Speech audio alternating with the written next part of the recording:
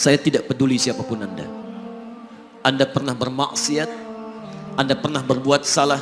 Kita manusia yang tidak luput dari dosa. Tapi saya ingin berikan tawaran dari Al-Quranul Karim. Quran surah keempat An-Nisa ayat 100, posisi paling kiri sebelah bawah. Pernah ada orang berbuat maksiat yang tak terlukiskan. Ada seorang yang pernah bunuh orang. Bunuhnya bukan 1, 2, 100 orang. Tak terlukiskan bilangannya. Kriminalitas tidak perlu diukur karena Anda akan lelah menghitungnya. Ketika Allah berkenan memberikan hidayah kepadanya, Masya Allah. Dan hidayah selalu terbuka pada siapapun sepanjang ia mau mengambilnya sebelum nyawa sampai di kerongkongannya. Tiba-tiba datang ia pada seorang alim dan berkata, saya ingin berubah. Alim ini kemudian menyampaikan pada orang dimaksud, Anda bukan berarti tidak bisa menjadi orang baik. Hanya Anda tinggal di lingkungan yang tidak mendukung Anda jadi baik. Keluarlah dulu dari tempat itu. Pergilah ke majlis ilmu si fulan, tempatnya ada di sana. Datang ke sana, belajarlah, dan Allah akan bimbing Anda berubah dari keburukan menjadi orang yang terbaik.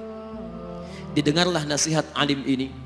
Berangkatlah orang dimaksud, menempuh perjalanannya. Tiba-tiba Masya Allah, belum sampai ke tujuan, di pertengahan jalan, konon disebutkan lebih sejengkal, tiba-tiba maut datang menjemputnya. Thumma yudrikul maut. Apa yang terjadi? Langkahnya dihitung sebagai ibadah.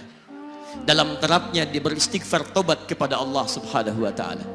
Taubatnya menghadirkan cinta Allah subhanahu wa ta'ala. Quran surah kedua ayat 222 di ujung ayatnya. Innallaha yuhibbut tawwabin. Allah mencintai orang-orang taubat. Dan cinta Allah menghadirkan ampunan bagi seluruh dosanya.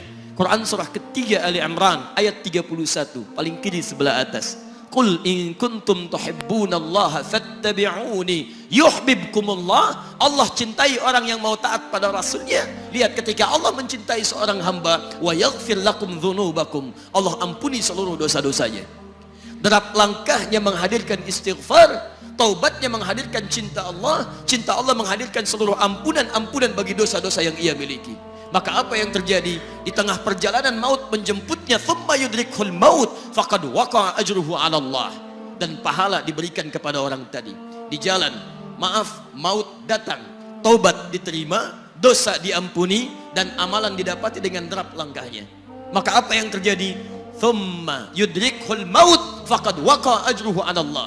Pahalanya dituliskan oleh Allah, dakhalal jannah, kata Nabi, masuk surga orang ini. Anda bisa bayangkan, pernah bunuh orang 100 orang, mabuk tak terlukiskan, kriminalitas tak perlu dihitung. Ketika dia mau bertobat, datang ke majlis ilmu, Masya Allah, meninggal di tengah jalan, kata Nabi, dakhalal jannah. Bertobat diampuni dosanya, derap langkahnya ada pahalanya, dakhalal jannah. Turun ayat untuk melukiskan tawaran yang sama kepada kita. Wa may yuhajir fi sabilillahi yajid fil ardi muraghaman katsira was'a. Siapapun yang mau berubah kembali pada ketentuan jalan Allah, kalau dia masih punya batas-batas kehidupan, kami akan berikan kelapangan di sisa hidupnya dan kelimpahan-limpahan kenikmatan selama dia hidup. Wa may yakhruj min baitihi muhajiran ilallahi wa rasulih. Namun bila ada di antara mereka baru ingin berhijrah, ingin berubah jadi lebih baik dalam pandangan Allah dan Rasulnya, tiba-tiba thumma yudrikul maut, baru keluar dari tempat dia tinggal, belum sampai ke tempat dia belajar, datang maut menjemputnya. Faqad waqa'a ajruhu 'ala Allah. Kami terima semua amalnya, kami ampuni dosa-dosanya, dan kami tuliskan namanya di dalam surga. Bila 100 orang saja yang pernah dibunuh oleh orang ini, pernah bunuh 100 orang, mabuk tak terlukiskan, kriminalitas tak terhitung, mau berangkat ke majlis ilmu, tak sampai ke majlisnya, meninggal dia, bisa masuk surga. Masa Anda yang tidak pernah bunuh orang? Ada yang pernah bunuh orang di sini? Boleh angkat tangan? Ada polisi di sini, langsung saya sampaikan insya Allah. Anda gak pernah bunuh orang, Anda tidak pernah mabuk, Anda tidak pernah berbuat kriminalitas seperti orang dulu. Salah, wajar, tapi pintu tobat terbuka untuk kita semua.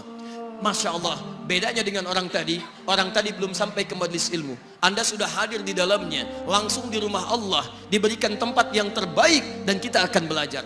Kalau dengan semua ini belum mempermudah Anda ke surga, dengan cara apa lagi Allah mesti mengantarkan Anda ke surga?